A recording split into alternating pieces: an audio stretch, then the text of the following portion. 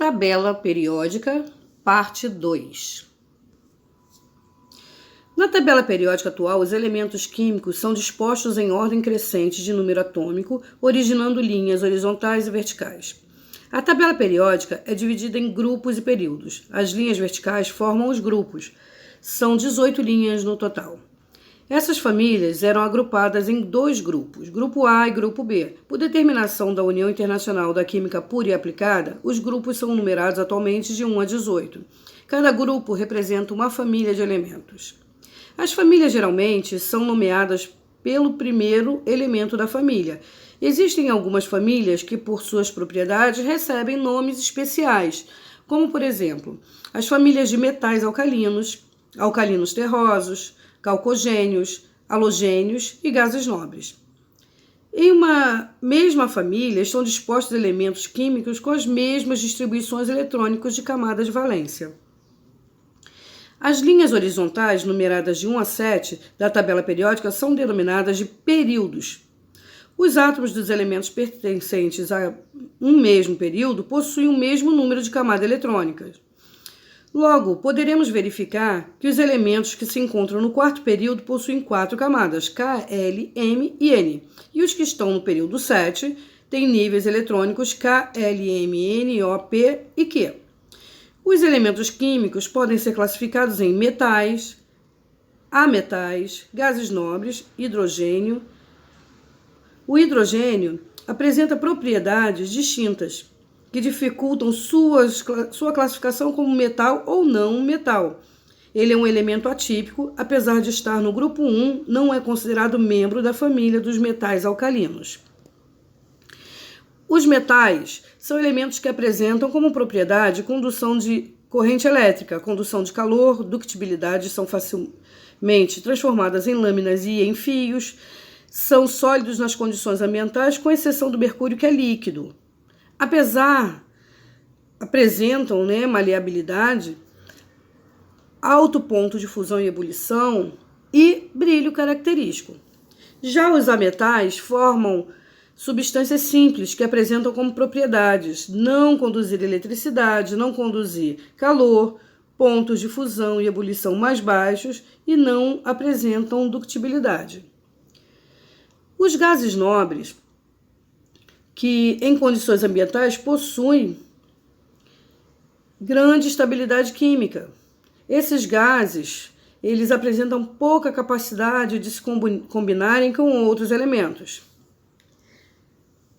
Os semimetais, eles atualmente, os elementos químicos não são classificados como semimetais, mas em livros mais antigos ainda é possível verificar que essa classificação, que caiu em desuso, os semimetais eram caracterizados por apresentar propriedades intermediárias entre as dos metais e dos ametais, podendo formar os ânions, dependendo da situação, Os elementos que eram considerados como semimetais eram boro, silício, germânio, arsênio, antimônio, telúrio e polônio.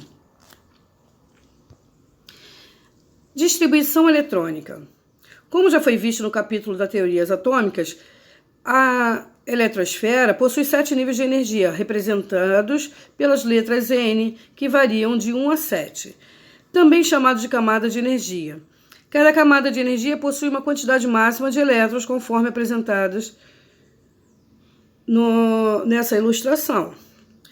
Os subníveis dentro das camadas de energia estão presentes nos subníveis de energia. Os subníveis conhecidos são de 4 tipos diferentes: S, P, D e F. Cada subnível é formado por um número diferente de orbitais e que cada orbital possui até 2 elétrons. O subnível D contém 5 orbitais e o subnível F contém 7 orbitais, ou seja, há uma quantidade máxima de elétrons em cada subnível apresentado. Devemos relacionar os subníveis com os níveis de energia, de acordo com a quantidade máxima de elétrons presentes na camada de energia KLM e assim por diante. Isso significa que não são todos os subníveis que estão presentes em todos os níveis. Observe a tabela aí.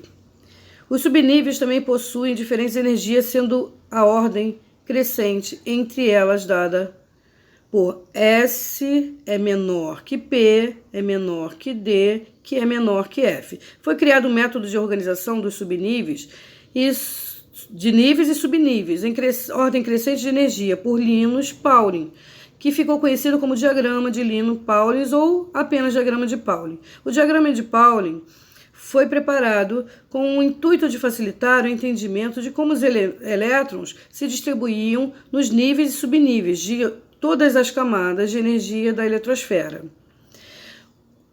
Dessa forma, a organização dos elétrons entre os níveis e subníveis de energia na eletrosfera segue o caminho indicado pelo diagrama da seguinte forma: 1S é menor que 2S, que é menor que 2P, que é menor que 3S, que é menor que 3P, que é menor que 4S, sempre seguindo essa ordem do S, P, D e F. E de 1 e vai de 1 até 7. A tabela periódica também pode ser dividida em blocos: bloco S, bloco P, bloco D e bloco F. O bloco S é composto por grupos que apresentam o elétron diferencial ocupando o orbital S.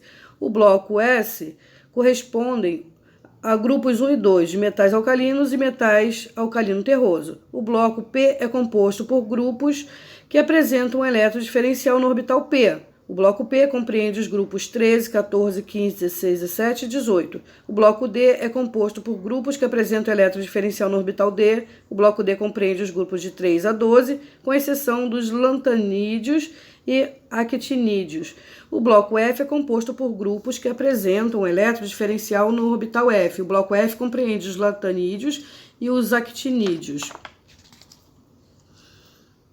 O raio iônico é o raio que átomo passa a assumir após ganho ou perda de elétron. Ânion são maior que os átomos que o originaram, porque aumentam a repulsão elétron-elétron.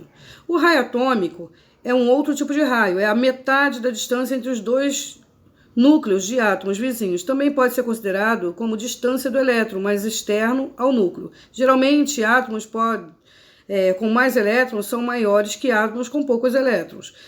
Geralmente, os raios atômicos aumentam para baixo, porque os elétrons vão sendo adicionados a novas camadas. Em um período de raio, decresce a esquerda para a direita, porque da esquerda para a direita são adicionados elétrons da mesma camada eletrônica, e o poder de atração núcleo sobre a eletrosfera aumenta, consequentemente, o raio diminui. A energia de ionização. A facilidade com que um elétron pode ser removido de um átomo é medida pela energia de ionização. Na figura de ionização do sódio, o átomo absorve a energia de ionização, e perde um elétron formando um cátion.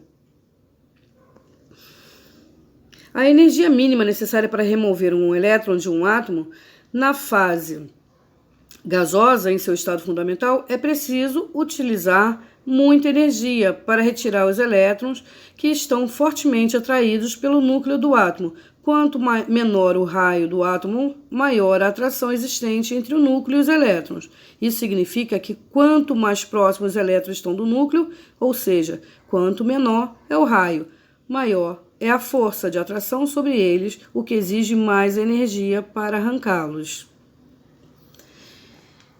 Esse é a segunda parte do nosso trabalho, na nossa aula de hoje.